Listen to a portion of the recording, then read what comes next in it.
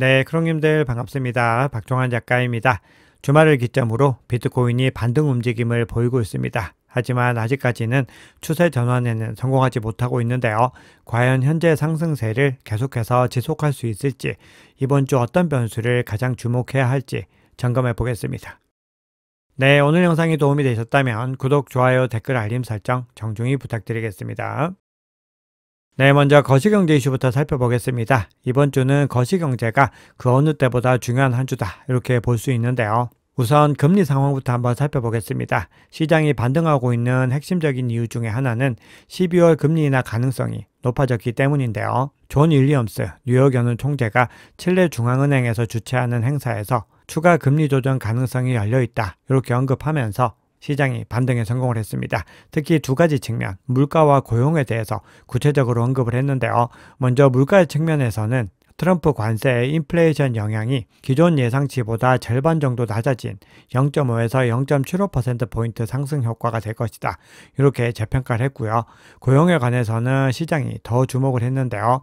경제 성장세가 작년 대비 둔화가 됐고 노동시장이 점진적으로 냉각되어 왔다, 이렇게 평가했습니다. 그래서 결론적으로 금리 인하를 하기에 적합한 환경이다, 이렇게 이야기를 하면서 발언 직후에는 금리 인하 확률이 75%까지 급등했다가 현재는 70%를 소폭 하회를 하고 있습니다. 윌리엄스 총재는 공식 서열상으로는 아니지만 실질적인 영향력이 워낙 크기 때문에 파월 연준 의장 다음으로 연준의 비공식 2인자로 불리고 있습니다.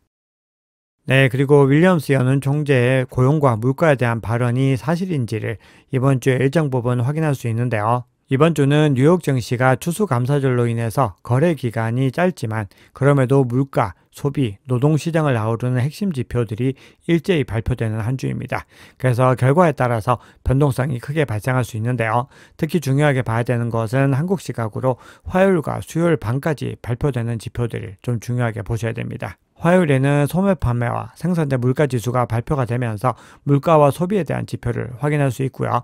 수요일과 목요일 그 경계선에서는 소비자 신뢰지수와 GDP 그리고 신규 실업수당 청구 건수에 이어서 연준에서 가장 중요하게 보는 물가지표인 PCE 지표가 발표가 됩니다. 그래서 이때를 기점으로 해서 이 결과에 따라서 변동성이 발표될 수 있습니다. 자, 그리고 또 중요하게 봐야 되는 것이 27일이 휴장이고 28일도 조기 폐장이 되기 때문에 시장의 유동성이 부족할 수 있습니다. 암호화폐의 경우에도 ETF 거래가 중단된 상황에서 고래나 특정한 세력을 중심으로 해서 단기 가격 변동성이 나타날 수도 있기 때문에 이번 주는 종합적으로 시장을 잘 살펴봐야 됩니다.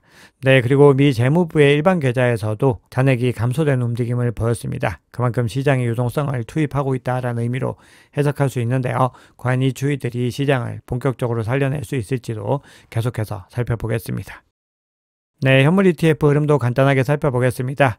비트코인과 이더리움 모두 다 지난 금요일에는 순유입으로 전환을 하면서 마감을 했습니다. 비트코인 같은 경우는 이 구간에서도 순유입이 있었기 때문에 1거래일 만에 순유입이 나타났는데 그 전날 한번 보시면은 역대급으로 큰 규모의 순유출이 있었습니다. 이더리움 같은 경우는 8거래일 연속으로 순유출이 이어지다가 9거래일 만에 순유입으로 전환을 했습니다. 자, 그런데 또 의미심장한 부분은 순유입으로 전환을 했는데 유일하게 블랙락 같은 경우는 순유출세를 계속해서 이어간 것을 볼 수 있습니다. 그리고 지난주에는 스트래티지가 추가로 비트코인을 매집을 하지 않았는지 스트래티지 CEO인 마이클 세일러가 포스팅을 하지 않았습니다.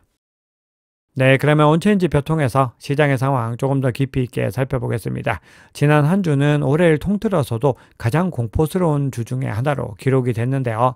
지난 금요일에 단기 보유자들이 정점에 가까운 투매를 보여줬습니다. 한번 보시면은 거의 바닥을 계속해서 낮추고 있는 가운데서 지난 금요일 하루 동안에 단기 보유자들이 62,400개 이상의 비트코인을 손해를 보고서, 즉 손절을 하면서 거래소로 보냈습니다. 최고조의 공포행동으로 볼 수 있었는데요. 실제로 이 구간에서 센티멘트 분석 한번 살펴봤더니 소비자 심리가 2023년 12월 이후로 가장 낮은 수준을 기록을 했습니다. 그리고 비트코인 가격 역시 80K 초반대까지 내려갔는데요. 과거 패턴에서 이 정도 수준으로 손실 매도가 나왔을 때는 일반적으로 바닥이거나 반등 직전 구간을 주로 나타냈습니다. 그리고 실제로 그 이후에 반등세를 보였는데요. 거래소 유입량으로 봤을 때도 역대급에 가까운 거래소 유입이 나타난 것을 볼 수 있습니다. 지난 금요일 동안에 비트코인의 거래소 유입량이 8만 1000개를 넘어서면서 7월 중순 이후로 가장 큰 규모를 보였습니다. 거래소로 유입된다고 해서 이 물량이 바로 매도된다 이렇게 볼 수는 없지만 일반적으로 거래소 유입이 커진다는 것은 매도 압력 자체가 증가하는 것이기 때문에 시장에는 굉장히 좋지 못한 시그널로 해석을 합니다. 자, 그리고 공포스러운 금요일을 보내고 나서 주말 동안에는 반등세를 보였는데요. 지난 4개월 동안에 두 번째로 강한 추세를 보인 주말로 기록이 됐습니다. 단기 심리가 회복이 되고 매도 압력이 일정 부분 완화되는 시그널이 나온 겁니다. 다만 주말에 상승을 하게 되면은 CME 갭을 형성하게 되고 최근의 흐름상으로는 계속해서 CME 갭을 메우면서 반등을 했기 때문에 현재 시점은 상승세를 지속하기에는 또 제약이 있는 구간이다 이렇게 볼 수 있습니다. 네, 시장의 일정 부분 반등세를 보인 데에는 선물 거래의 영향도 많이 작용을 하고 있습니다. 바이비트 거래소 한번 살펴보면은 개미 투자자와 레버리지 투자자를 중심으로 해서 롱 포지션이 급등하는 움직임을 확인할 수 있습니다. 특히 이 구간에서는 테이커들의 매수 매도 비율이 13.38까지 치솟으면서 매수 측이 시장가로 매우 공격적으로 들어오고 있는 것을 확인할 수 있었는데요. 이런 움직임은 하락장 패턴에서도 반복적으로 나타났기 때문에 일단은 투심이 살아나고 있다는 부분에서는 긍정적으로 볼 수 있지만 장기적인 관점에서 지속 여부에 대해서는 조금 조심스럽게 살펴봐야 됩니다. 자, 하지만 그럼에도 전체적인 긴 호흡상으로 봤을 때 선물 시장의 추이를 살펴보면은 일단은 긍정적인 시그널들도 포착을 할 수 있는데요. 비트코인의 미결제 악정이 급락하는 움직임을 보이면서 사실상 초기화에 가까운 움직임을 보이고 있습니다. 비트코인의 미결제 악정 30일 변화를 한번 살펴보시면은 바이낸스에서 가장 크게 발생을 하고 있고 약 130만 BTC 규모가 줄어드는 것을 볼 수 있습니다. 이 정도 수준은 2022년 약세장 이후로는 처음 포착되는 움직임입니다. 그리고 이렇게 강력하게 단기적으로 항복 단계를 형성하고 디레버리징, 즉 레버리지 제거가 일어나게 되면은 단기적으로는 더 강한 바닥 형성에 기여할 수 있습니다. 네, 다음으로는 앞서 보여드렸던 지표와 약간 비슷할 수 있지만 조금 더 근본적인 움직임을 포착할 수 있는 지표를 살펴보면은 현재 바이낸스를 중심으로 해서 선물 거래량이 주요 코인 전반에서 폭발적인 증가 흐름을 보이고 있습니다. 비트코인 선물 거래량만 따로 떼서 봤을 때 약 484억 달러에 육박하면서 몇 주 만에 가장 강한 수준을 기록을 했습니다. 거기다가 이더리움, 솔라나, XRP 같은 이 주요 알트코인의 선물 거래량도 동시에 크게 증가하는 움직임을 보였습니다. 이런 흐름은 수주 동안에 계속해서 위축 국면을 보이던 트레이더들의 레버리지가 다시 복귀하는 시그널로 볼 수 있습니다. 즉 투심이 근본적으로 점진적으로 살아나고 있다 이렇게 볼 수 있고 특히 앞서 말씀드렸던 것처럼 비트코인과 알트코인 전반에서 동시에 확장이 된다는 것은 시장이 대규모 움직임을 준비하는 단계에 진입했다. 이런 조용한 구조적 신호로서도 해석해 볼 수 있습니다. 자, 다음으로는 비트코인의 거래소 순유출 흐름 한번 살펴볼 텐데요. 앞서 금요일 동안에 단기적으로 순유입이 크게 나타난 것을 볼 수 있었고 주말 동안에는 다시 순유출이 크게 나타나는 걸 볼 수 있었는데요. 오늘 보여드리는 지표는 대부분은 좀 이중적인 의미들을 내포를 하고 있습니다. 지금 보여드리는 지표는 크립토컨트 지표상으로 역대 최대 규모의 거래소 유출이 발생한 것으로 포착이 되고 있는데요. 이런 움직임이 나온다는 것은 시장이 크게 위축된 국면에서는 굉장히 긍정적인 시그널로 볼 수 있습니다. 즉 비트코인을 거래소에서 개인 지갑으로 이동을 시키는데 이렇게 큰 물량으로 이동을 시켰다는 것은 장기적으로 반등의 명확한 시그널로 볼 수 있지만 이번 주 주말 동안의 움직임에서는 상당수가 또 거래소 내부 구조 이동으로서 나타난 움직임이기 때문에 조심스럽게 해석을 해야 됩니다. 특히 코인베이스의 내부 지갑 재조정이 있었는데 그 여파들이 강하게 나타나고 있는 시그널로도 확인할 수 있습니다. 네, 그러면 온체인 관점에서 중요한 구간 확인하고 지표 한 가지 정도만 더 살펴보고 온체인 관점은 마무리를 하겠습니다. 지난 데일리 시황에서도 온체인 관점에서 중요한 구간들을 말씀을 드렸는데요. 크게 네 가지를 볼 수 있고 현재 시점에서는 세 가지를 주목해서 보셔야 됩니다.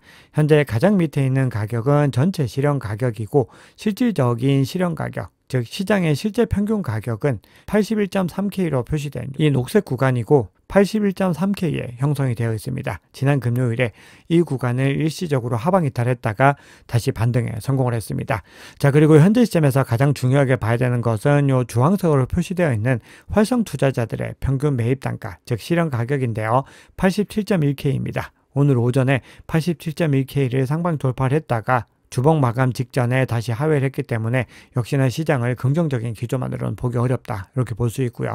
추세가 상승 추세로 전환될 수 있는 가장 중요한 구간은 단기 보유자의 실현 가격인 이 빨간색 구간이고 현재는 105K를 경계로 해서 형성이 되어 있습니다. 즉 온체인 관점에서는 최악의 상황을 피하고 있지만 아직까지는 상승 추세로 전환하지 못했다는 것을 볼 수 있습니다. 네, 그리고 마지막으로 중요한 관점 한번 살펴봤을 때 현재 숏 포지션이 롱 포지션 대비로 월등하게 형성이 되어 있는 것을 볼 수 있습니다. 현재 구간에서 만약에 비트코인 가격이 1만 달러 정도 더 오를 수 있다고 했을 때는 이 구간에 있는 숏 포지션을 강제로 청산하면서 올라갈 수 있습니다. 그러면 60억 달러, 한화로는 대략 8조 8천억 원 규모의 숏 포지션이 청산이 됩니다. 그러면 이렇게 대규모의 숏이 한꺼번에 청산된다고 했을 때는 시장가 매수가 폭증을 하면서 가격 역시 짧은 시간 안에 가파르게 상승할 수 있는 구조가 형성이 됩니다. 그래서 현재 시장을 한번 전체적으로 살펴보자면 아직까지는 본격적으로 상승 추세로 전환하지 못했지만 하락 포지션이 워낙 과다하게 형성이 되어 있는 상황이기 때문에 한 번에 중요한 트리거가 발생하게 됐을 때 대규모의 숏 스퀴즈로 크게 상승할 수 있는 여력도 열려있는 구간이다. 이렇게 볼 수 있습니다. 네, 시장의 중요한 이슈는 간단하게만 살펴보겠습니다. 암호화폐 대출 기관인 뉴욕 디지털 인베스트 그룹이 비트코인 가격이 최근에 크게 하락했던 것은 투심보다는 역학적인 요인에 기인한 것이고 그 역학적인 요인의 중심에 ETF와 DAT가 있다. 이렇게 이야기를 하고 있습니다. 즉 ETF 순유입과 DAT 기업들의 매집 자체가 비실비실해지면서 비트코인이 하방 압력을 받았다는 겁니다. 자, 다음으로 트럼프 행정부가 관세와 관련해서 대법원 판결을 앞두고 있습니다. 연방 대법원이 정부의 관세 정책을 무효하는 판결을 내릴 가능성이 있기 때문에 그 가능성에 대비해서 기존 관세 정책을 대체할 방안을 준비 중이다. 이런 소식이 전해졌습니다.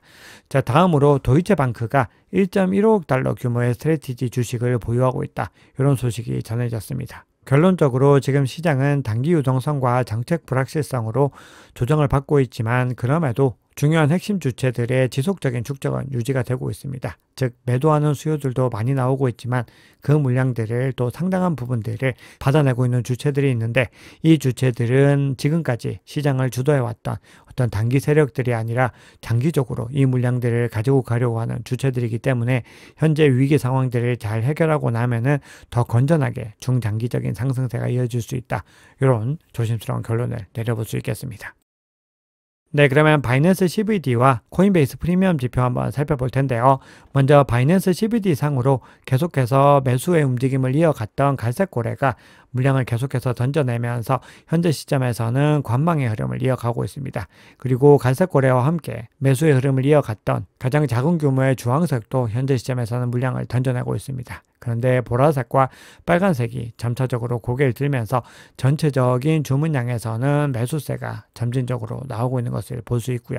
현재 시점에서는 더 중요하게 봐야 되는 코인베이스 프리미엄 지표 한번 살펴보시면은 바닥을 찍은 구간 이후에 다시 크게 상승 구간을 보이면서 가격의 반등을 이끄는 것을 볼 수 있습니다. 그만큼 지금 가격에 큰 영향을 주고 있는 것이 코인베이스를 중심으로 한 미국의 기관발 수요라는 것을 확인할 수 있습니다. 그럼에도 아직까지는 양수로 전환하지 못했기 때문에 우리가 계속해서 이 추이들을 지켜보면서 양수 영역으로 전환하는 그 중요한 전환 포인트를 살펴보셔야 됩니다.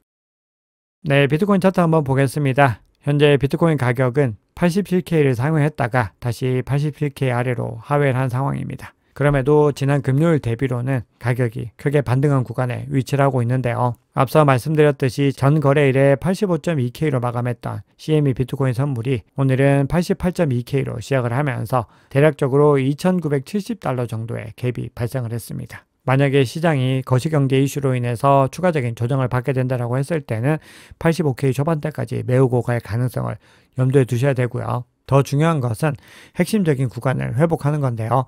아직까지 비트코인 가격이 94K 그리고 402평선, 365이평선을 회복하지 못했기 때문에 차트 관점에서는 약세 국면에 있는 것으로 볼 수 있습니다.